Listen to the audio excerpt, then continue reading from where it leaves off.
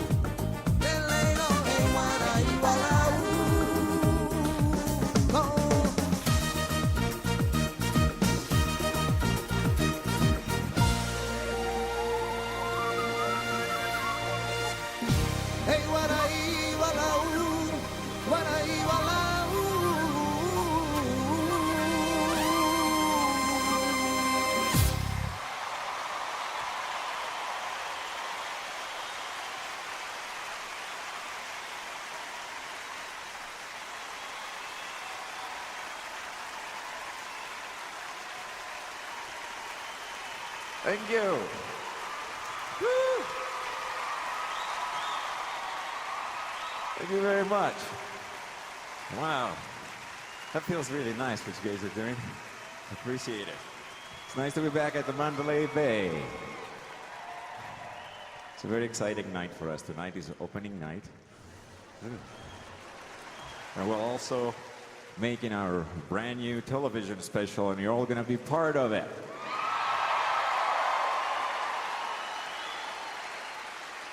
Right. I have a lot of music for you tonight, so I'm going to just keep on going. This next one, all right. This next one is a piece of music that you might say started it all. It's called Keys to Imagination.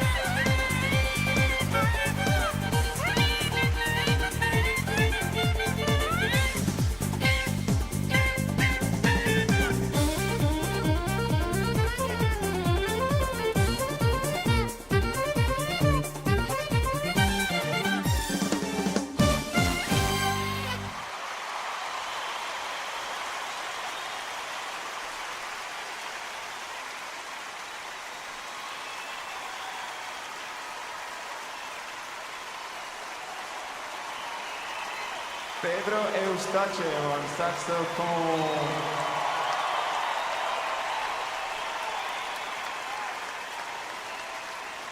Sayaka on violin.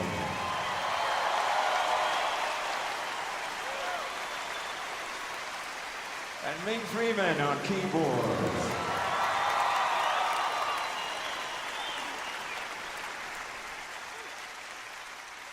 Let me see now, how do I follow this one? Okay, this next piece of music we first did during the Acropolis concert. Thank you. It's about appreciating life. As we all know, life is very short and it's very fragile also. The song is called Until the Last Moment.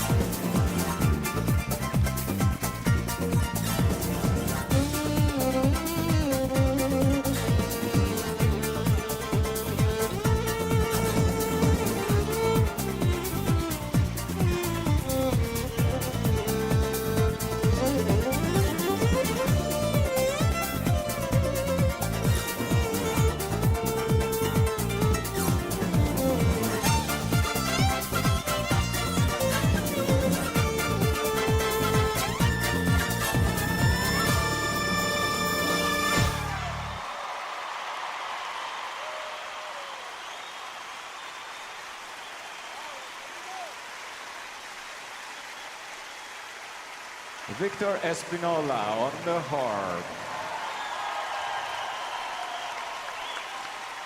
Sambal Yervinian on violin.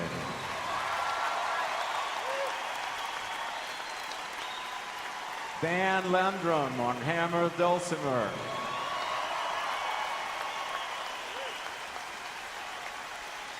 Ramon Flores on trumpet.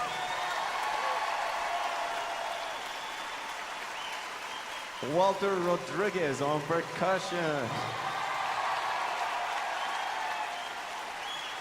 And Michelle Amato on vocals.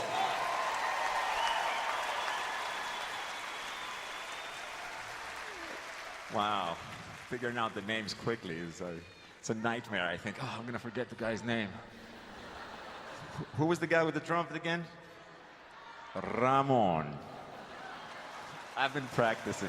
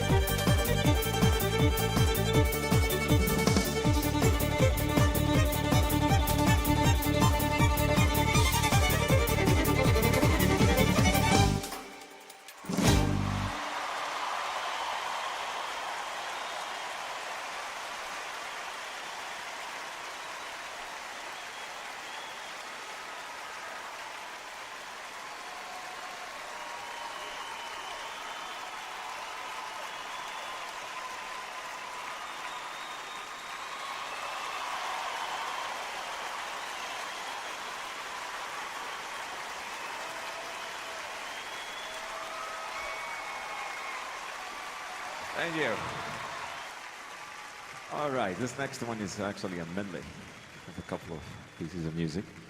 The first one will feature once again Mr. Pedro Eustache playing a 3,000-year-old Armenian instrument called duduk. Yeah.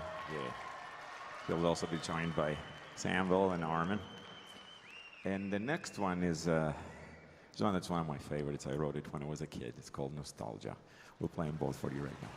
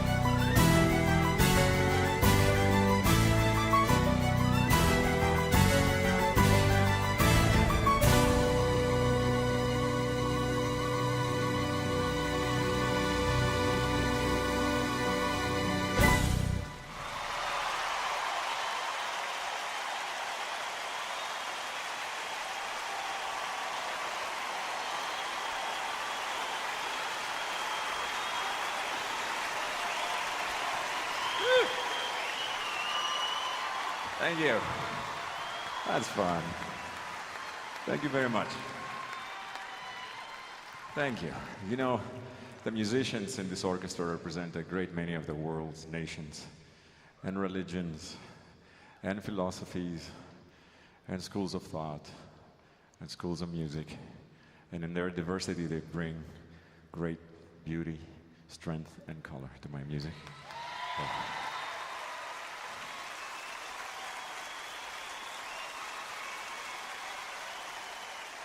And I'm always grateful to all of them for breathing life to my notes.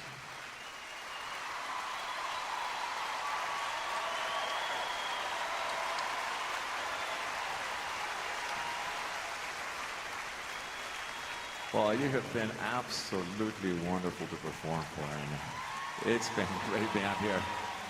You made our opening night a very special night. This is going to be a night we'll never forget. Thank you all for coming tonight. Love you.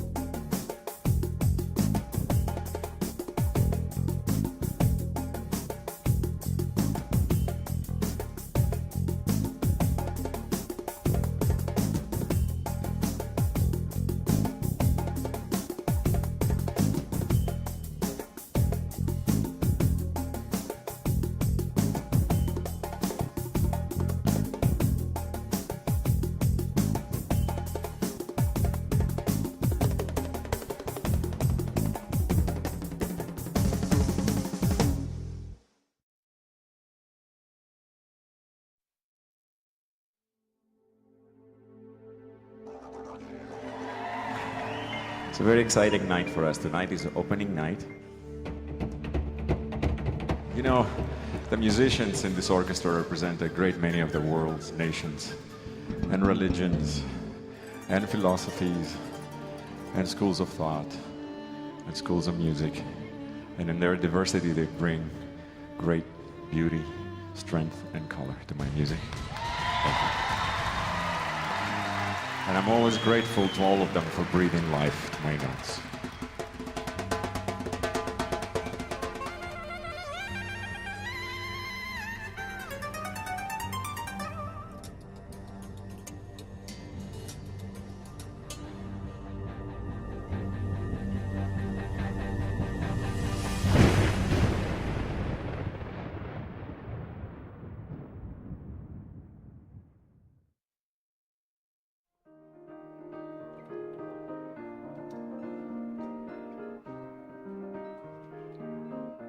I want to affect people in a good way, to lift their spirits, open their hearts, move them emotionally. Ready? Do it. I write a piece of music by myself in the studio, at the piano, at the keyboard, most of the time just sitting quiet and thinking of it, hearing it in my mind. That's one thing. But you take this music now and you bring in an Armenian violinist to interpret one of the melodies. And then you bring a Japanese violinist like Sayaka, who's incredible also, to interpret the other violin line. And then you give it to a Venezuelan flutist to interpret a duduk, an Armenian instrument. I'm late, got this. He's always late. With a guy named Charlie Adams, our drummer, incredible, who is from Chicago. Play out. This is it's fine. And then you have Hussein Jifri on the bass, who is from Sri Lanka, and on and on and on. And the music becomes colorful. It becomes alive. It takes a meaning and a soul that I almost didn't intend.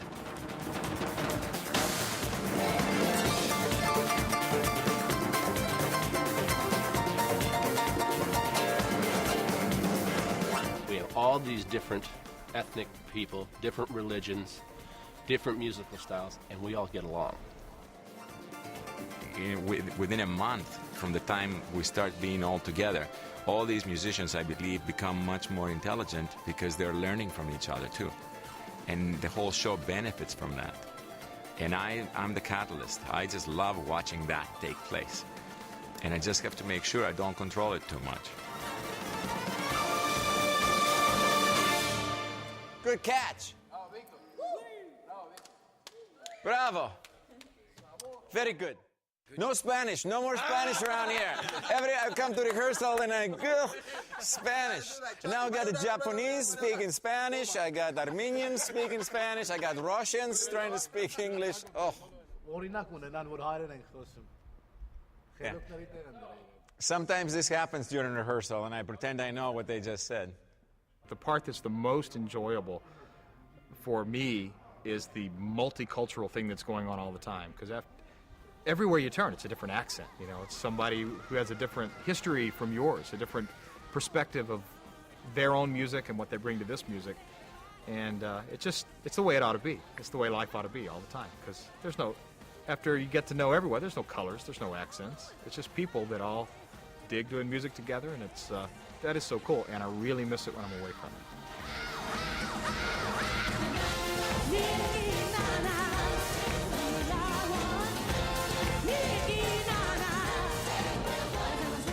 Alfreda Gerald is an incredible vocalist.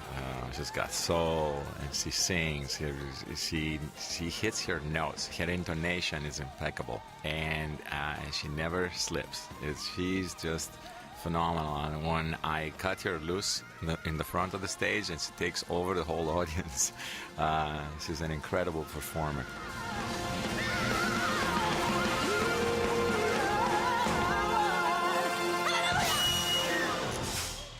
Yeah.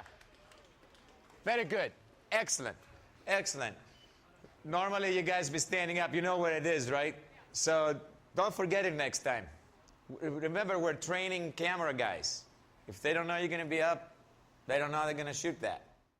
When I met Walter at the very beginning, I just hired him because he was an incredible percussionist and a great sense of rhythm and accuracy and very powerful. That's what I liked about Walter. He's a powerful performer. At the same time, one day we were sitting there and he started tap dancing a little bit and doing something with some PVC pipes. And I went, what is that? I asked him to do a little more for me, and I just watched him do it, and it blew me away. And I thought, why don't we figure out how to bring this into the concert?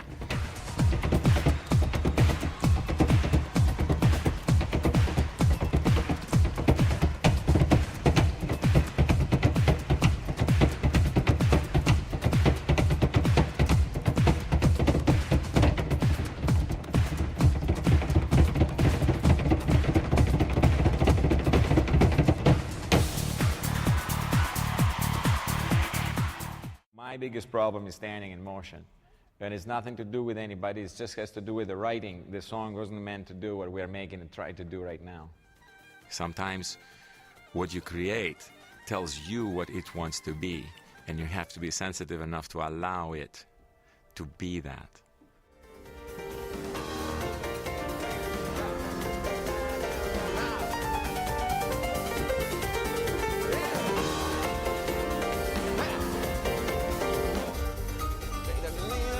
You hear Pedro in there?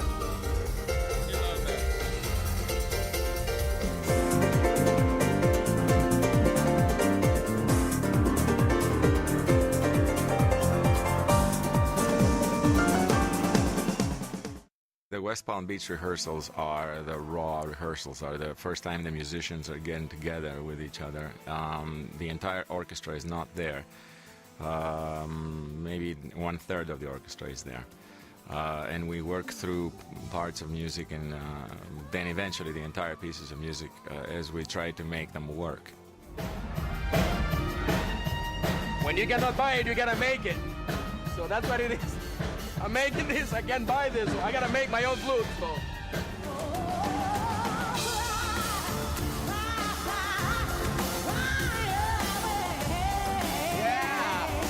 Yeah, that's it.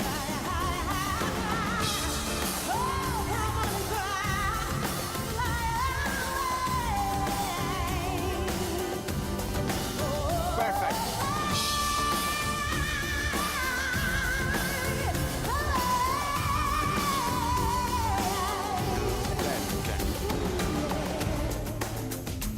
Great, great.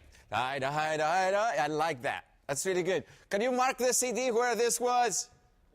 In case she forgets, this was really good. Do you remember? Well, you remember what you just did? So the first one, you're going to hit the high note. Yep. Then you'll come down and do what you just did. That was really good. If I forget, just say Aretha Franklin. And then the last one, that's fine. We can, yeah, we say thank you, Aretha Franklin. I stole Thank it you. from her. That's it. That's good. If you're going to steal from somebody, Aretha Franklin is a good person. As soon as I can get Ramon off the phone, I can rehearse. What is that high-end chicky stuff? That's not it. Oh, maybe, yeah, this one.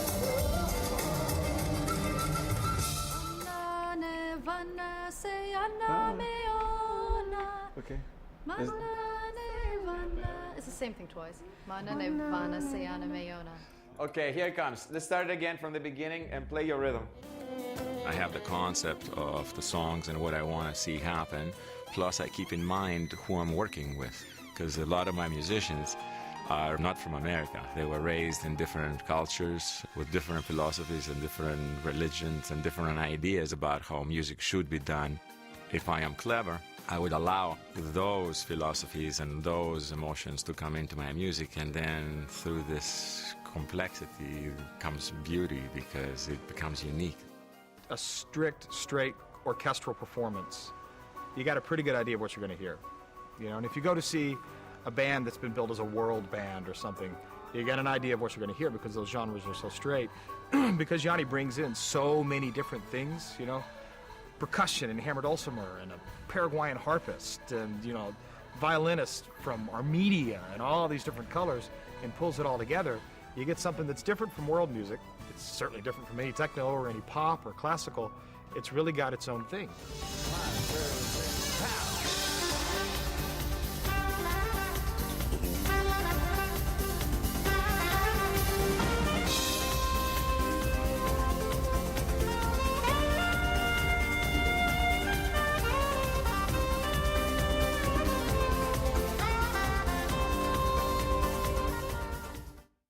Until the Last Moment is one of my favorite pieces I've ever written in my life, and it's a very special piece because I wrote it. I remember exactly where I was when I wrote it. I was in Greece. It was towards the end of August. Everybody was gone. I was there at my house by myself. And when I was composing it, I got the idea one evening, and everybody was asleep in the house. And then when my dad woke up the next day, I showed him half the piece. And then the next couple of days, he got the opportunity to watch me compose a piece of music. That made it very special. It was the first time that he ever saw me create the piece. It's an old piece of music. The first time we ever performed it was during the Acropolis concerts, but I still love it every time I play it. And I was telling him, eventually I said, you know, here I'm going to put the cello, and in this part there'll be the orchestra, the violins will begin, and I could sort of sing it for him while I was playing it at the piano in the house. And then I remember I left and I came to America, and it took me a few months, and the piece of music came together, and he finally heard it with the orchestra. It's just, those are moments I'll never forget. You could see tears in his eyes, and he enjoys the piece anyway. He likes Until the Last Moment.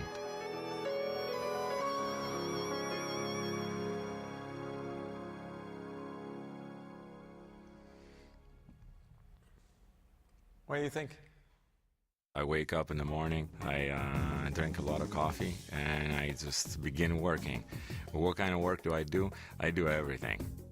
This whole orchestra up front gets pulled apart to its basic parts. So each violin has a single microphone, or sometimes two microphones, and it has its own channel on the console. There are two consoles that control all the sounds. So essentially what we're doing was just taking the whole orchestra apart to its basics, bring them in the console, treat each instrument separately, and then put it back together and amplify it. That's the only way you can get punch out of the sound. These are click tracks that we play to so that people can stay locked, and also it feeds video and it feeds the lighting guys and everything, so everything stays locked. I work very hard, I pay attention. Put an EQ on 3 and 4. I work with everyone as closely as possible. Charlie, start from the beginning and just go on the 3 chords there, because people can't figure out where the song is if there's no singing. It's endless hours and days and weeks and months, and sounds great. Let's do it again. It's perfect. Do it again. I have a concept, I have an idea. It's a very strong idea usually in my mind, and I hold on to it. That's what creativity is. That's what creating something is. You see it in your mind's eye. You hear it in your mind's ear. You know exactly what it is. And I don't lose touch with that. The goal is to try to finish every tune. We'll try not to get stuck. If somebody needs to go through their solo, maybe I'll pause for a second, run the solo part one time, and then move to the next song, and the next song, and the next song. I'm going to try to drive straight through rehearsal so we can finish early, because I also don't think I'm going to last very long today.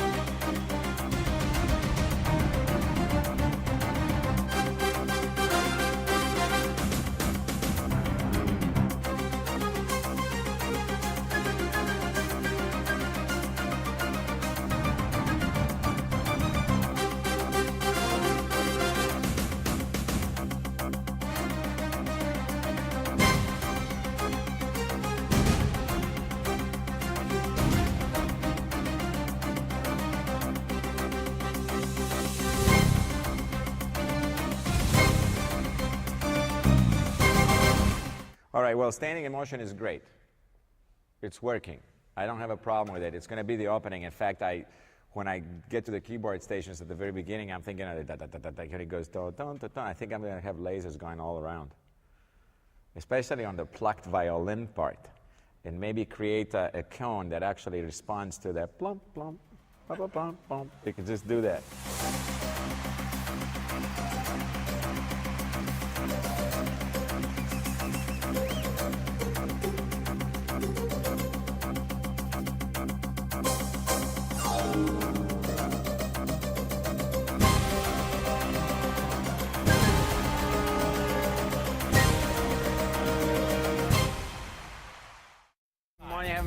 This is a collaborative art form. You know, you have a lot of people. You have lighting directors, camera people, directors, sound engineers, musicians.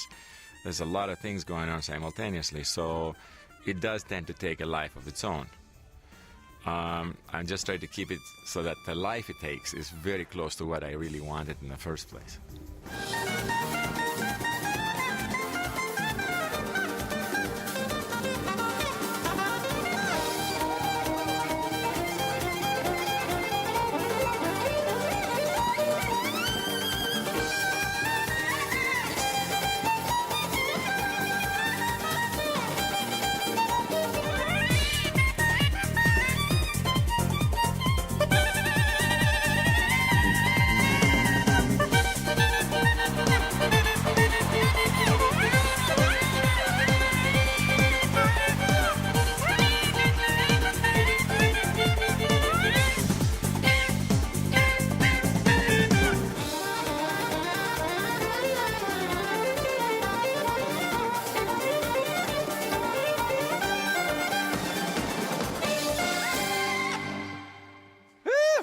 Smoking! Smoking! Okay, let's do it again. No. I really love Sacred Ground. It starts out with Hammer Dulcimer doing the groove, and that whole thing came about just one of those deals in rehearsal where we start playing, and Yanni says, I like that. We might open the show with that, you know, and we did for a while.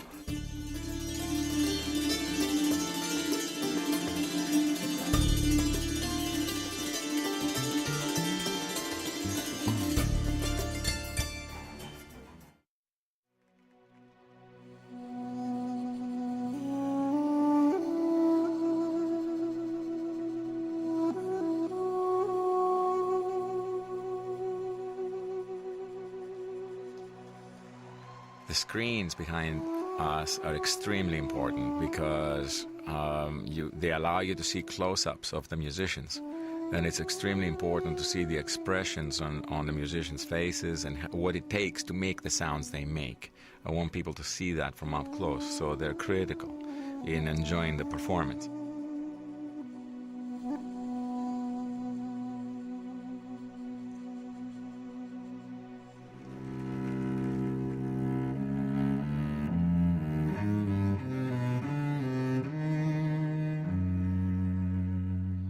Sasha, Alexander Zhirov from Moscow.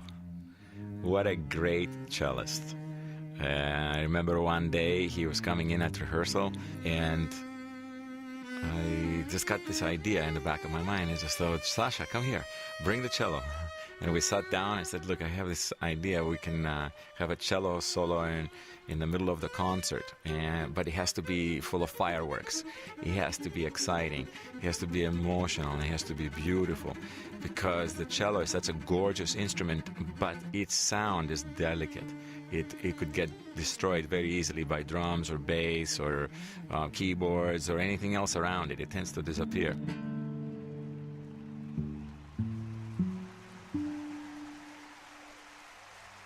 I wanted to show the cello in all its magnificence, isolated.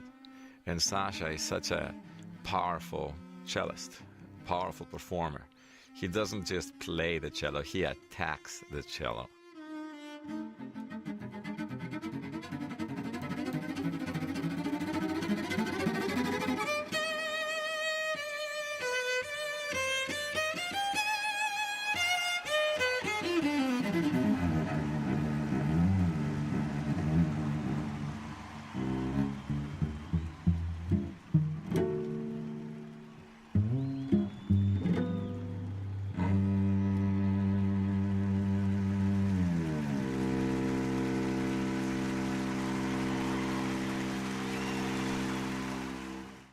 This is called Nightingale.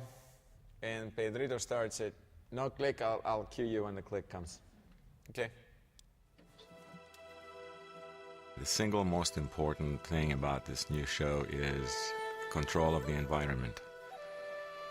At the Acropolis, and at the Taj Mahal, the Forbidden City, at our outdoors concerts, very difficult to control the environment. You're on ancient sites that you have to be extremely careful about how you position your equipment. In an arena, you have pretty much 99% control of the environment, and you can position your musical instruments, your PA, your lights, any which way you like. And this way you can concentrate on the performance and capturing the performance. And I think that was the single most powerful factor in the creation of this video.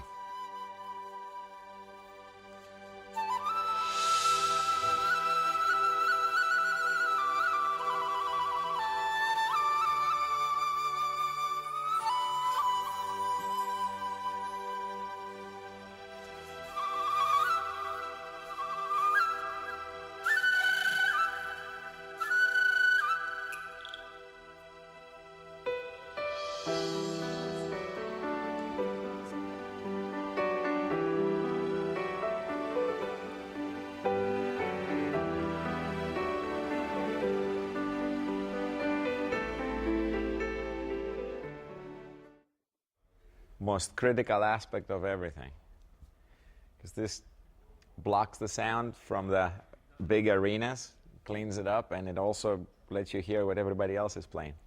Very important. In the end, it's a little boy playing the piano. It's a little boy expressing himself. It's a little boy from a small town in Kalamata, Greece, being moved emotionally, wanting to be understood or felt by his fellow human beings,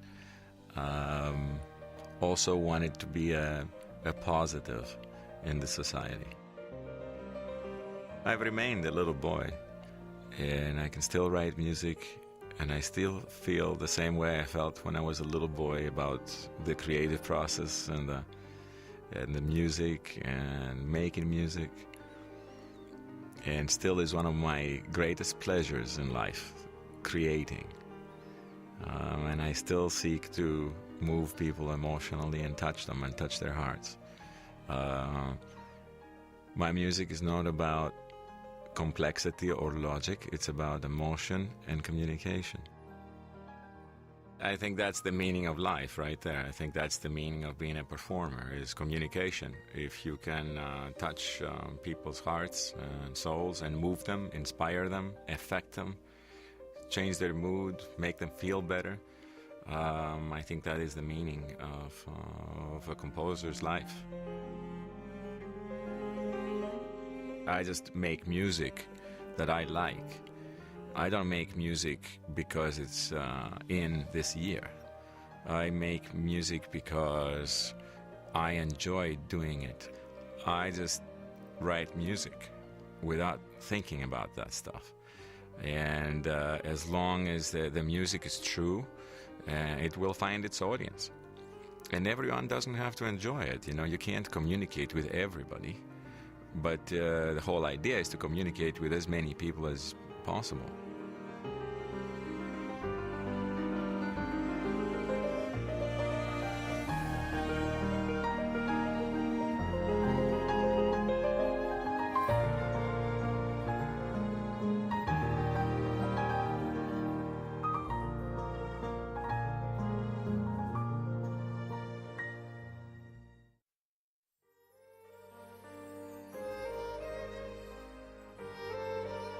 This was a fun piece that developed out of a Vivaldi piece of music. And we picked up the speed. We turned it up to about 160 beats per minute, which is incredibly fast. And it was based on a Vivaldi piece. But we also wrote a lot of new parts ourselves. And I have two incredible violinists anyway, with Sample and Sayaka. And I thought, cut them loose, let them have some fun and see some fireworks. And then the rest is history. It's just a fun piece. We call it The Storm. And it's a gas to play on stage, and people love it. We've been doing it on tour now for, I've done 60 shows with that song already, and the public responds to it.